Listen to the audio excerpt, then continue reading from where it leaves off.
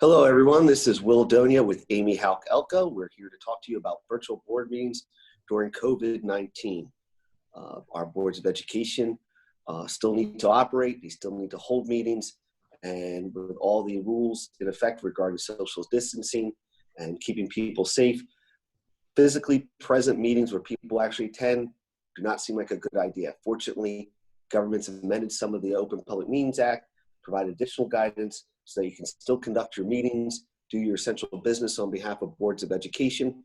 We're here to provide you with that law, show you what the support is, also to provide you with maybe some practical considerations and some best practices so that your meetings are as effective as possible. I'm coming to you from my home in Hamilton, New Jersey, Blueberry Capital World. Amy, where are you? I'm in Mullica Township, New Jersey.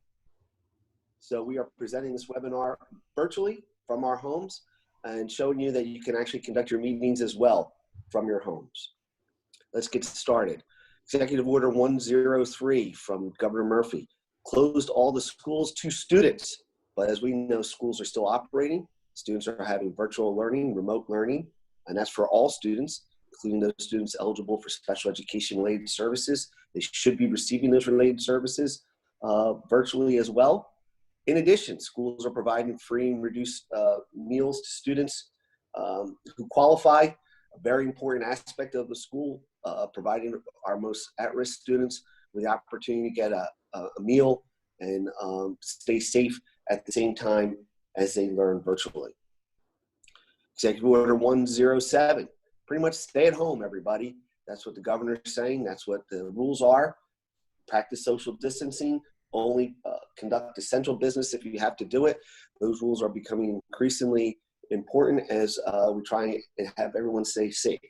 So, as we know, schools are still operating, teachers are still working, there are payrolls that need to be done, there are contracting that needs to be done, there's future planning that needs to be done, and all these things need to be done consistent with the Open Public Meetings Act. So how do you go about doing that? As I said, the Open Public Meetings Act was amended to provide just that. So, Amy, do you want to review some of the Meeting Act amendments that allow for virtual meetings during public emergencies? Absolutely. One of the most significant changes that has occurred right now is that boards of education are allowed to conduct a meeting virtually. And what that means is not just virtually, but by any means of electronic communication. So they can conduct the meeting, they can have any public business at that meeting, they can cause a meeting to be open to the public virtually, they can vote virtually or electronically, or they can receive public comment virtually or electronically. This is only allowed during a period declared pursuant to the laws of New Jersey if we have a state of emergency, a public health emergency, or a state of local disaster emergency.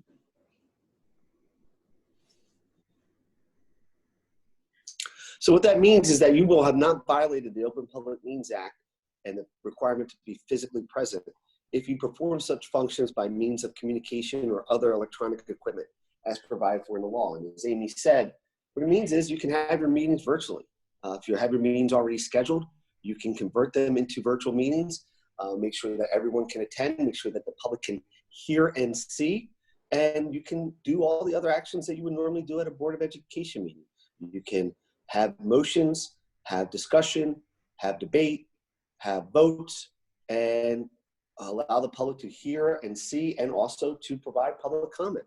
So one of the most important things in reviewing this new authority that boards of education have to provide for these virtual meetings is that you act in good faith. You will hear us say that throughout this webinar, that good faith will mean a lot. That is that you should never try and get anything over on the public, but in particular, if you're acting in good faith and you're trying to follow the rules to the greatest extent practicable, then you will most likely survive any type of challenge that's brought about the actions that you take. So there's also some important essentials to the meetings. Amy, what are those? So some of the essentials is really to make sure that the public can hear and see what is going on during your meeting. One of the things that the Board of Education, specifically the school board secretary as well as the business administrator, who is often the same person, needs to make sure that they have in their public notice very clear instructions on how to allow the public to actually see and hear the meeting. How can they watch it? What can they do? In addition, that notice also has to provide how the public can comment during the meeting. So in addition to actually putting it in the notice itself for the meeting, our suggestion is to provide instructions at the beginning of the meeting explaining how public comment would occur. In addition, it's important to make sure that we go over how the votes will be taken, how you can see who is at the meeting, and what you're doing. In addition, you also have to take board minutes, just as if you would in a regular meeting. Just because the meeting is electronically, whether virtually through a web service or over the telephone, the same rules still apply. You still need to open the meeting, close the meeting, you still need to have votes, and you still need to take board minutes. In addition, it's important to note that if you're going to have a closed session, that the closed session is virtually as well, but we're recommending that you only have a closed session if it's absolutely necessary. Really limiting it to essential discussions only. And if you're going to have that closed session, you need to make sure you use technology in a way to separate the meeting from the public meeting and preserve the confidentiality. So some of the things that we like to talk about is possibly having 2 separate logins, one for the executive session, one for the regular session, or 2 separate phone numbers if you're doing your meeting telephonically, one for the executive session, one for the regular session. And again, just as a reminder, all of the rules that we live with every day as board members still apply. So if a board wants to talk about a personnel matter in executive session, the rice notice provisions still do apply. And we still have to make sure that we're providing rice notices to employees if you will be discussing them in executive session.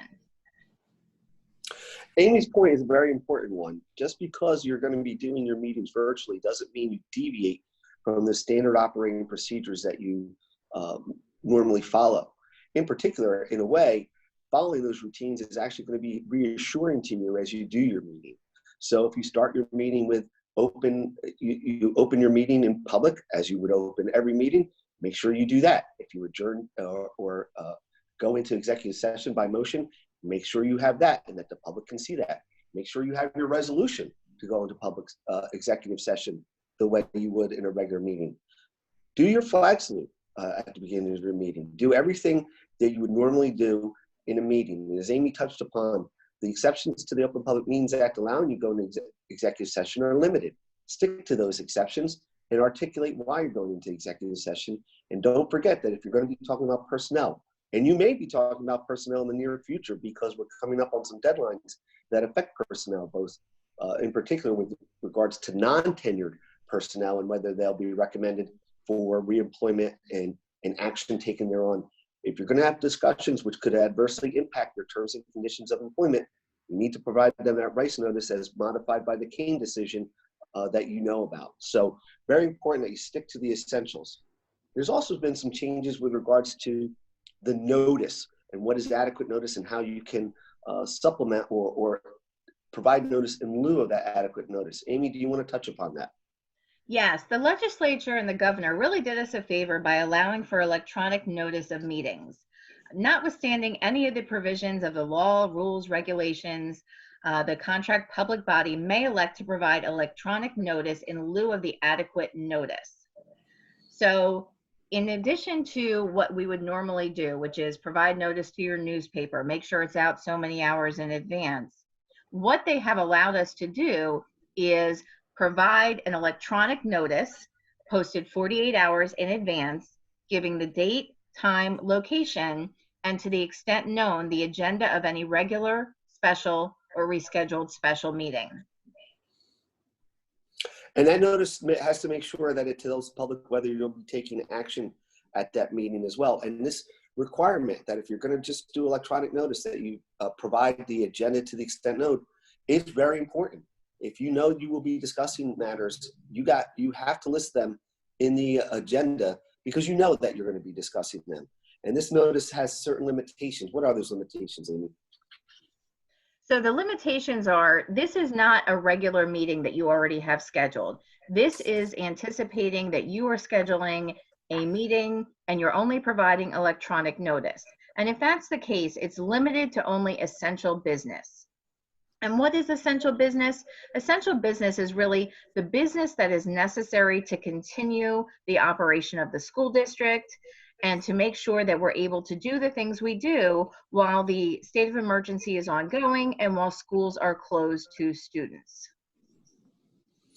Now, there's certain bylaw policy considerations that you might want to take into account as we move into the virtual world. That is, while this emergency hopefully will pass and pass soon enough, that doesn't mean that you might not come across other emergencies. We have had them in the past. We've had weather emergencies for our districts down by the Jersey Shore who were affected by Superstorm Sandy. We've had other emergencies that these laws would probably be triggered then at that time, providing you with the opportunity to provide virtual meetings.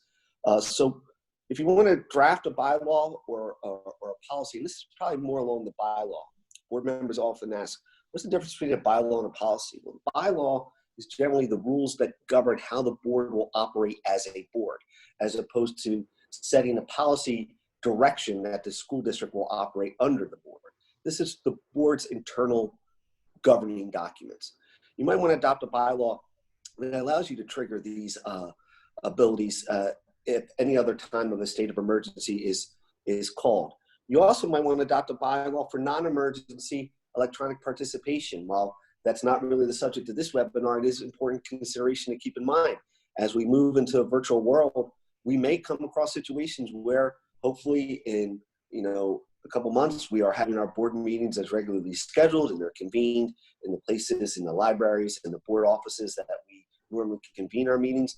But people might say, hey, we were able to meet remotely before. Can I join in on this meeting remotely? I'm traveling. I have to travel for business. It was unavoidable, what have you, as the world gets back to its regular operating order.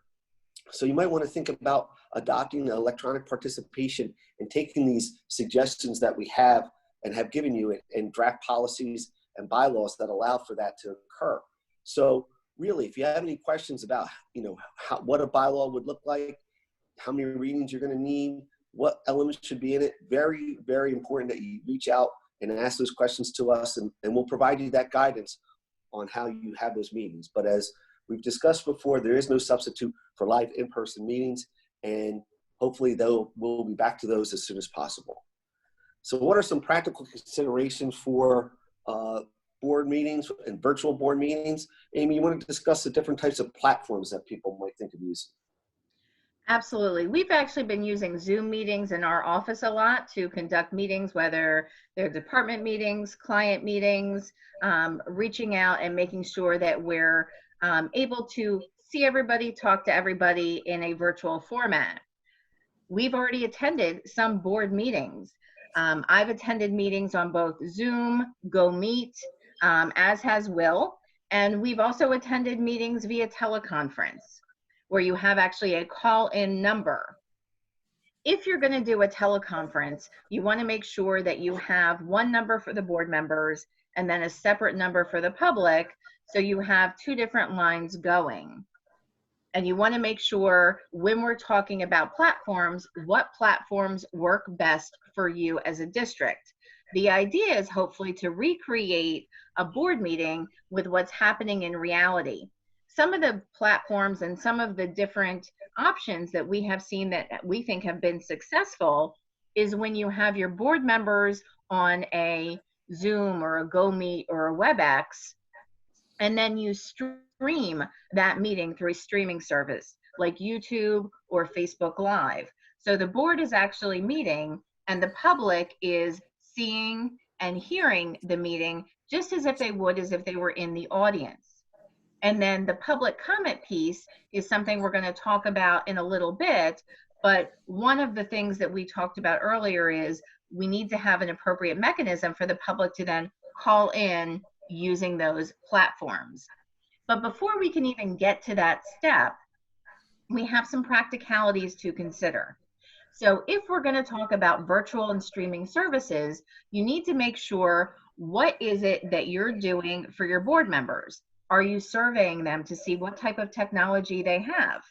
Do board members have the capability, whether it's the hardware, the software, the ability to participate using internet, Wi-Fi? Do they have sufficient broadband or internet access? Broadband or internet access is something that we have seen as a challenge while we're having some of these meetings. If someone does not have sufficient broadband or internet access, they could certainly freeze up, or you would have a hard time hearing them. It really does affect the clarity and the ability to be seen during these meetings.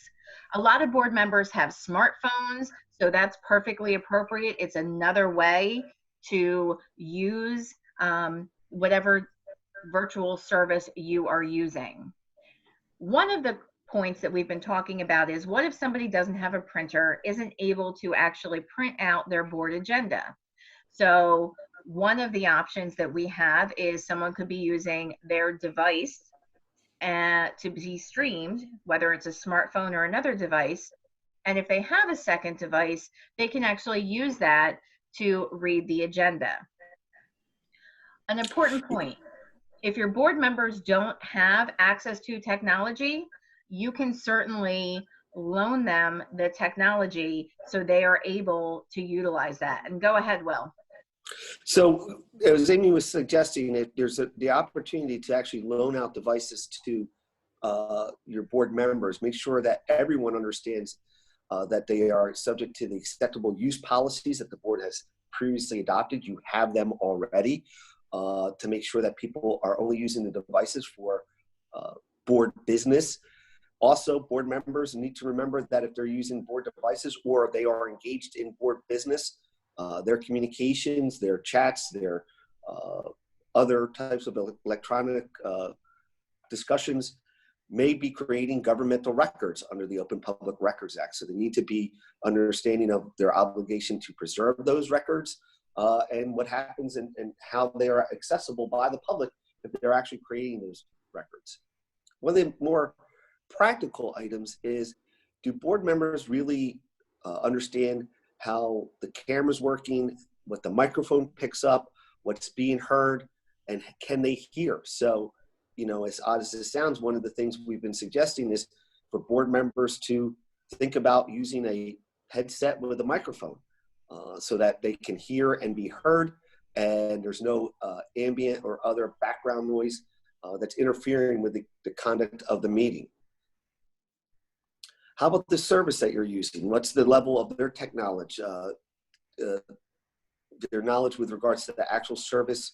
And you should test your knowledge and your technology before you use it. So we have suggested to our boards that you do a practice run. Don't discuss board business because you don't want to conduct a meeting that you haven't invited the entire public to. But really work out all the problems, troubleshoot, and do that in real time. You know, different people's microphones have different degrees of sensitivity as far as picking up sounds. People have different ways of trying to develop how they will mute and unmute their microphones and participate and be heard and be ready to be to respond when called upon. And it's really important to try and work out any of the bugs that you might have, so that when the public, who has the right and in good faith should be hearing and seeing everything that's going on in the meeting, they're actually going to be able to hear and see everything going on in the meeting.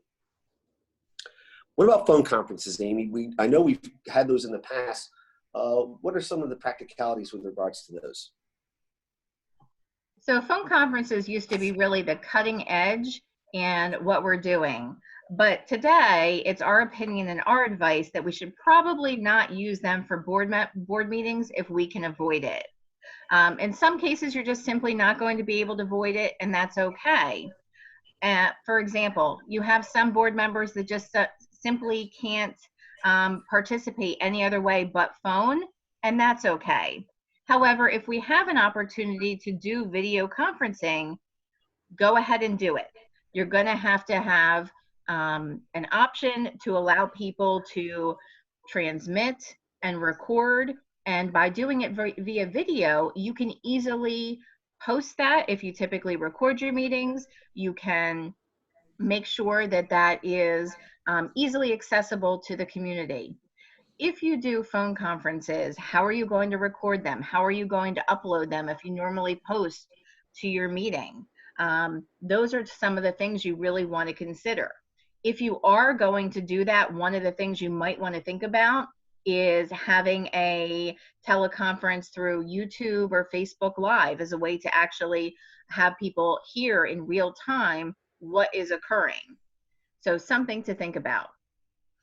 It's not a bad idea to actually think about toggling back, and I mean switching back and forth between the agenda and the agenda items that you're discussing, and then back to the board members, or if you're a phone conference, then back to the agenda, as well as the number to call in during the public comment section. You're going to want to provide as much video information as you can. If you just can't provide that video information and board members can't participate by video, that's okay. That's not an insurmountable hurdle. But again, this is about acting in good faith so that the public can see and hear to the greatest extent practical what you're doing as a board. And it's important to let them know what you're going to be doing. So Amy, we have some suggestions on that as well, don't we? Yes, we do. At the beginning of the meeting, somebody should really be your spokesperson, whether that's your business administrator or your superintendent, but they should clearly outline the procedures for board members as to what's going to occur at the meeting. They should review how, if somebody wants to speak, what that will look like, how they should notify the board president or the business administrator and superintendent. They should review voting and how you're going to vote. And is it a hand raising? Is it an actual voice vote? How are you going to do the roll calls? What does that look like?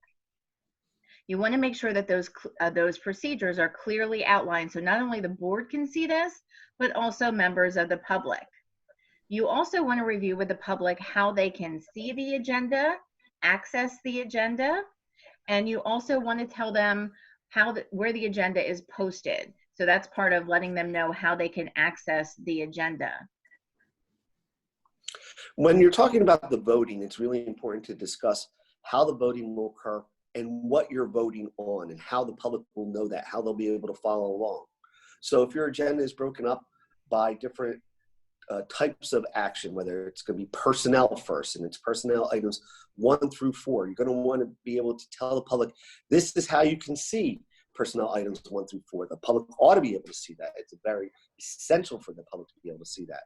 For the board members, it's very important for them to understand how the discussion will occur, how to make a motion, how to second the motion, how to get called on for discussion so that not everyone's speaking at once, and so that you're not talking over each other while the meeting is occurring. And then also to try and let the public know how their public participation will occur, and how will that and when will that occur, and how the public can actually then provide for their public comments. So Amy, we have maybe made some suggestions about that as well. Could you go over those? Absolutely. For public comment, we do think phone calls in can work, that you can actually have someone call in to participate on Zoom or Go Meet or whatever platform you're using. You can simply unmute their mic and have somebody on speakerphone. You want to make sure that you have the person identify themselves, allow one person at a time. This way people on the streaming service know when to call in. You also want to make sure if you're using a streaming service that there might be a few second delay, so you want to be cognizant of that as well. And you want to put that information on how to dial in and participate right on your webcast. You also want to make sure you can do it as a phone conference as well, a phone conference number, but that would have multiple people on the line at once. So only one person can speak at a time. The same thing, they would have to state their name, their address, and their question to the board.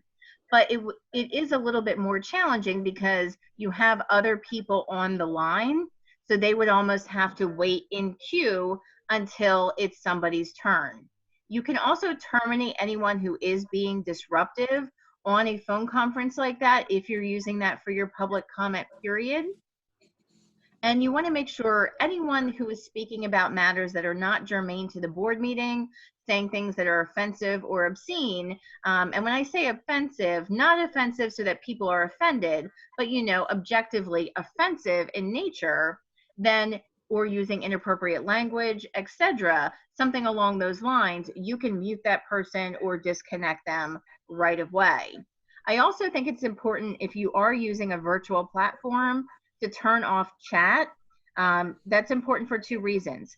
So you don't want to have any communication between the board members, but you also don't want to have any communication between the public and board directly.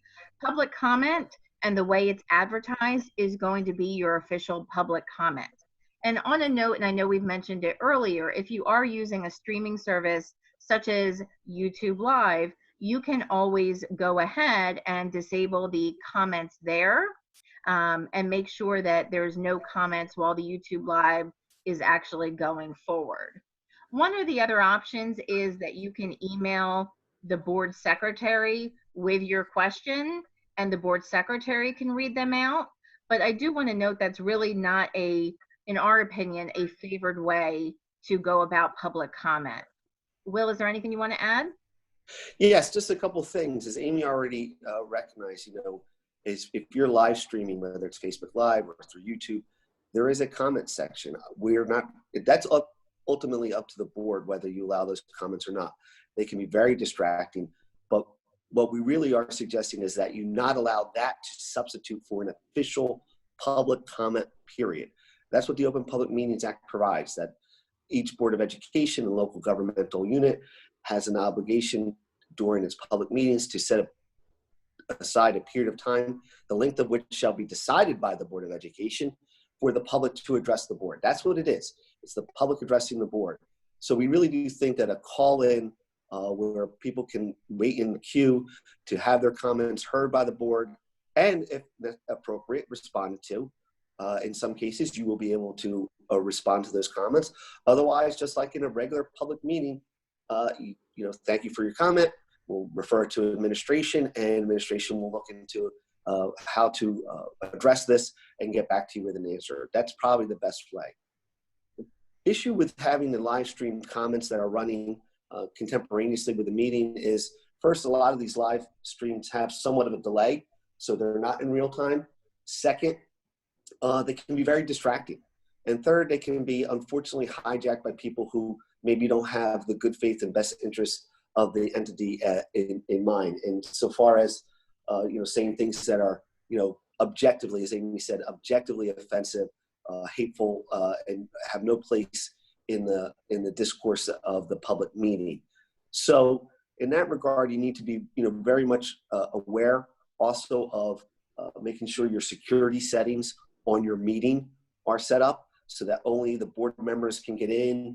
You should password protect the ability to participate in the meeting. The meeting itself is the meeting of the Board of Education, and we've already put out, and you can get it on our website, some practical safeguards for ensuring that your meeting stays safe and doesn't get hacked. In addition, one of the things to do that is to really separate out the board and its meeting and its business meeting and the public comment section. That public comment section, all the rules that normally apply to public comment. That is, you cannot favor one viewpoint over another. You should really let people speak and speak their piece, subject to preventing any type of disruption, but that disruption has to be real.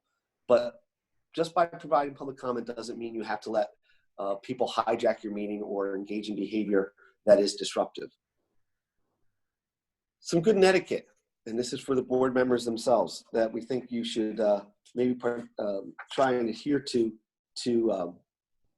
ensure that you have good quality meetings. If you're not speaking as a board member, mute your microphone.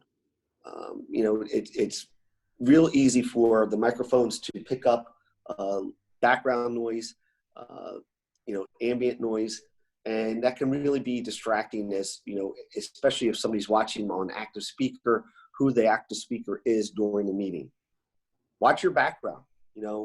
These cameras pick up everything in the background, so make sure the lighting's appropriate. You're going to want the light in front of you, so it's casting light on your face, so that you're not speaking in the dark.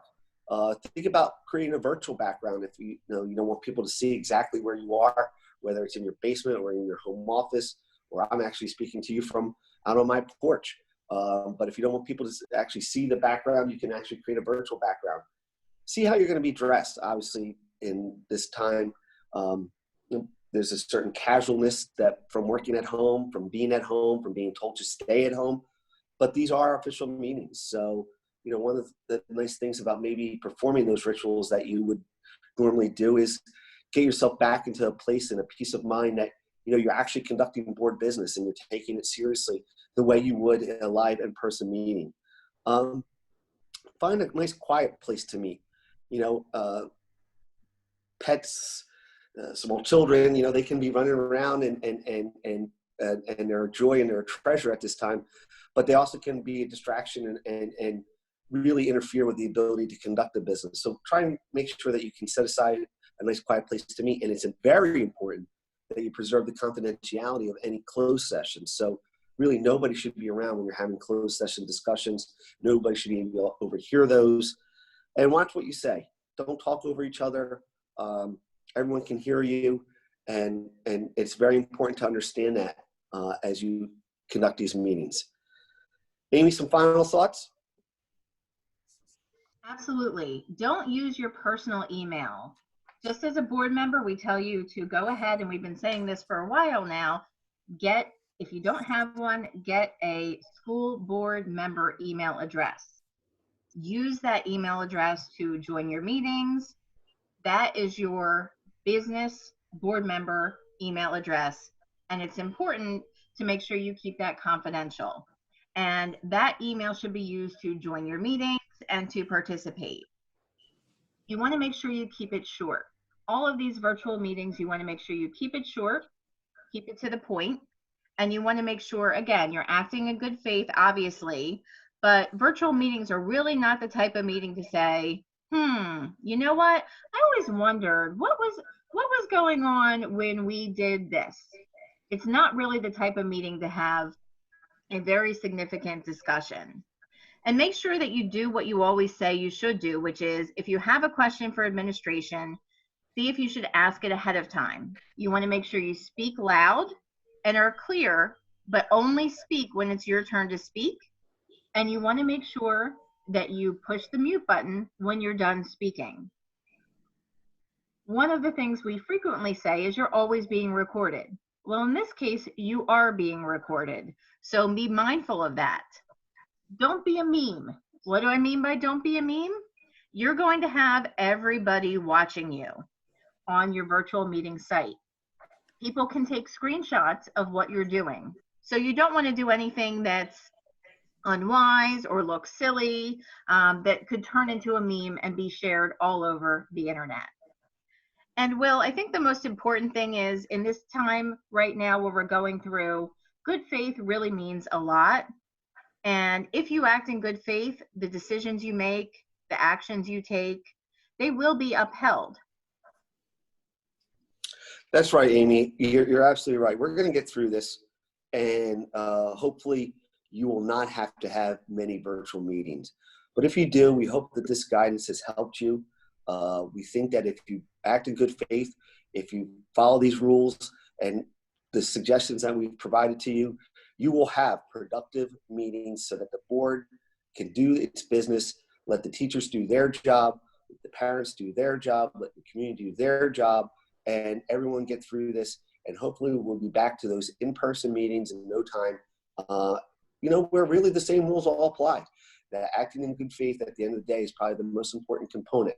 That is, do what you say and say what you do, and let the public know where they can see it and where they can hear it and how they can comment on it. If you do those things, you're going to be able to have very strong and productive virtual meetings. So With that as our final thought, we wish you the best of luck.